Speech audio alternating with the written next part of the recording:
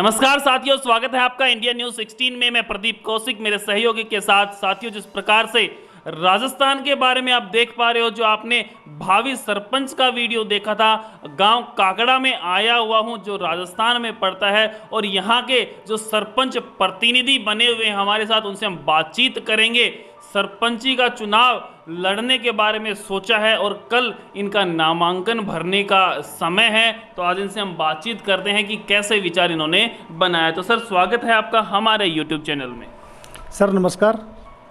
तो सर, सबसे पहले दर्शक आपको जो देख रहे हैं, आपके जो वोटर सपोर्टर हैं, उनको आप अपना नाम और अपने बारे में जो दो चार बातें हैं, आपने अभी तक ज़िंदगी में क्या कुछ किया, वो बताएं। सर, मेरा नाम वीरेंद्र सिंह ठेकेदार है जी। मेरा गांव कांकड़ा है। मैं सोहली ग्राम पंचायत से बिलोंग करता हूं जी। और अब की बार सरपंच प्रत्याशी के रूप में चुनाव लड़ रहा हूं। सर, कहाँ से विचार आया कि चुनाव लड़ना चाहिए, क्यों सोचा? गांव में विकास करवाना था। गांव की गलियों की हालत ख़राब थी, गांव में लाइट की व्यवस्था ख़राब थी। इस वजह ये काम तो आप सरपंच जो अभी थे उनको कह सकते हैं कि भाई सरपंच साहब ये काम करवाओ। उनको कहा था सर, हमने पहले खूब कहा था, उन्होंने करवाया भी है कुछ हद तक जी। लेकिन फिर भी हम और ज़्यादा से ज़्यादा करवाने की कोशिश के लिए प्रत्याशी बना हूँ। अच्छा, मतलब आप ठेकेदार थे, समाज सेवा किस प्रकार से क्या कुछ करते थे पहले? समाज सेवा के लिए मैंने गांव के लिए बहुत कुछ किया है। जैसे मंदिर में कोई बात आई, ग्राउंड की खेल कूद की कोई बात आई, और भी जैसे कोई भी बात आई तो मैं आगे सबसे आगे रहा हूँ। इसीलिए गांव ने मेरे को, पूरे कांकड़ा गांव ने एक होकर के मेरे को चुना है। मतलब अब पूरे गांव में एक ही प्रत्याशी हो आप? हाँ जी, एक ही प्रत्याशी हूँ पूरे कांकड़ा गांव से मैं। तो दूसरी जो आप बता रहे हो पंचायत कौन सी है वो? सोहली। तो सर, दोनों में मिला के कितने पोलिंग होती है? 3000 से 3200 के आसपास सर। अपने गांव में कितनी पॉपुलेशन है? अपने गांव में 1500 पॉपुलेशन है। तो 1500, मतलब फिर तो आप पूरे गांव ने खड़ा किया तो निश्चित ही है मेरे हिसाब से। हाँ जी, बिल्कुल निश्चित है। बिल्कुल। तो आपने अभी ये सोच लिया कि चुनाव लड़ना है। हाँ जी, और गांव वालों का सपोर्ट है पूरा, तो कहीं ना कहीं आप विजयी हो गए। तो सर ये बताएं, आपके मन में ऐसे कितने सवाल हैं, कितनी परेशानियां हैं कि सरपंच बनने के बाद मैं ये परेशानियां ठीक करवा दूंगा? सरपंच बनने के बाद में सबसे पहले पंचायत के विकास के लिए रोड की, पानी की समस्या हमारे यहाँ इस क्षेत्र में बहुत ज़्यादा है, और बिजली की समस्या होगी वो ठीक करवाएंगे। रोड के चारों तरफ जो साइड में नालियाँ होती हैं वो निकलवाएंगे।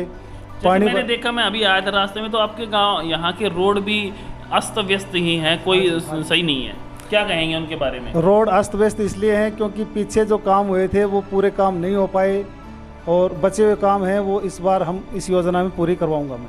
आप योजना में पूरे करवाने के बारे में बता रहे हो, तो जिस प्रकार से आपने कोई पेज पे कुछ बनाया होगा, भाई इतने काम मेरे को करवाने हैं गांव में।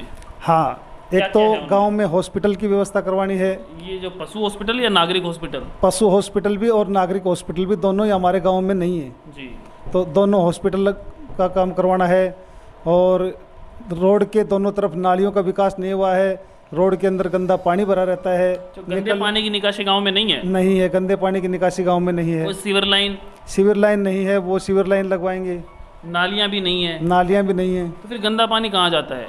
गंदा पानी सर रोड से होकर के रोड के इधर उधर घूमता रहता है। मतलब ऐसे ही कोई सुचारू रूप से व्यवस्था नहीं है? पीने के पानी की क्या व्यवस्था है सर गाँव में? पीने के पानी की व्यवस्था है। पानी का ग्राफ यहाँ बहुत नीचे जा चुका है, और बोरिंग करवाते हैं तो 1000 से 1200 फीट नीचे पानी मिलता है।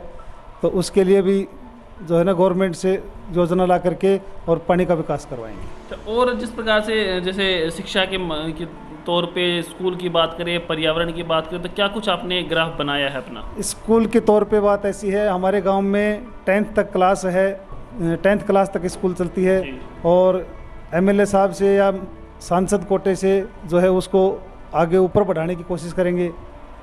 और जैसे आपने घर परिवार से बातचीत किया कि भाई मैं चुनाव लड़ रहा हूँ, हाँ जी, तो आपको पता है सरपंच बनने के बाद उस समय घर वालों को भी बहुत कम देने को मिलता है, तो घर वालों ने क्या कुछ आपको कहा? घर वाले संतुष्ट है जी, आप तो गांव की सेवा करो और विकास करो।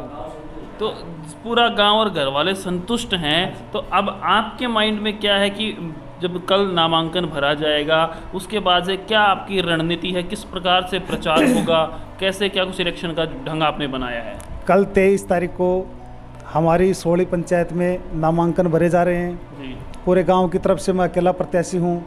गांव का फुल समर्थन है मेरे पास, और हम जाएंगे कल जोर शोर से अपना नामांकन दूसरे करेंगे। गांव जो दूसरी पंचायत वो है, दूसरा जो सोरी बता रहे हो, उसमें भी कोई प्रत्याशी है आपके सामने? हाँ जी 2 प्रत्याशी हैं। वहाँ से 2 है? हाँ 2 हैं। तो उनकी लगभग पॉपुलेशन 1400-1500 है? हाँ उनकी 1800 के आसपास है और मेरे गांव की 1500 के आसपास। मतलब उन दोनों में डिबेट हो रही है और अपने गांव ने आपको मैं सिंगल अकेले, खड़ा- हाँ, बिल्कुल एक बहुत ही अच्छी बात है। मेरे गांव से मैं अकेला सिंगल ही खड़ा हूँ। बिल्कुल सर, जैसे आपने बताया कि भाई रोड जो है एक बहुत बड़ी समस्या है, हाँ जी। दूसरा पानी की बहुत पानी ज़्यादा की समस्या है। सर यहाँ आसपास की आप राजस्थान में हैं और नज़दीक ही आपके हरियाणा है, तो क्या कुछ कार्य हो पाते हैं?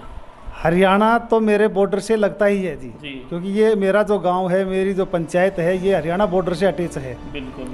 तो राजस्थान की जो सरकार है उससे क्या कुछ मदद मिलती है आपको, किस प्रकार से काम हो पाता है? क्योंकि आप तो बिल्कुल हरियाणा के अंदर ही हो गए कह सकते हैं। ये सही है सर, लेकिन राजस्थान गवर्नमेंट भी हमारे गांव की तरफ ध्यान देती है, अगर कोई काम करवाने के लिए जाने वाला होना चाहिए। जी जी। आपका ये डिस्ट्रिक्ट कौन सा पड़ता है? मेरा डिस्ट्रिक्ट झुंझुनू है सर। यहाँ से कितना दूर है? झुंझुनू यहाँ से 100 से 105 किलोमीटर के लगभग है। तो मतलब आपको कोई काम करवाना हो तो 105-10 किलोमीटर जाना पड़ेगा? पड़ता है सर। और यातायात की क्या कंडीशन? यातायात की कंडीशन ये है कि या तो अपनी पर्सनल गाड़ी से जाओ, अगर बस से जाओगे तो गांव से 4 किलोमीटर दूर भालोट स्टैंड पड़ता है, वहाँ से बस पकड़नी पड़ेगी आपको। कितने बस चलती हैं? घंटे में, 2 घंटे में, 4 घंटे? नहीं सर, घंटे 2 घंटे में नहीं है, वो तो लगभग ये मान लो कि 3-3, 4-4 घंटे बाद में बस आती है। और सरकारी बस, रोडवेज बस तो एक भी नहीं आती है, प्राइवेट बसें चलती है। मैं सरकारी बसों का भी सिस्टम करवाने की कोशिश। अगर कोई बीमार हो जाए और उसके घर में गाड़ी नहीं है तो क्या हाल होगा? बीमार हो जाए, उसके घर में गाड़ी नहीं है, तो उसको किसी पड़ोसी की मांगनी पड़ेगी या किसी को किराए पर गाड़ी लेके जानी पड़ेगी ऐसी। सरकार की तरफ से आपको कोई ध्यान वो नहीं है कि भाई यहाँ की व्यवस्था ठीक की जाए? और सबसे नज़दीक आप कहाँ जाते हो हॉस्पिटल वगैरह में? सबसे नज़दीक मेरे यहाँ बुहाना है।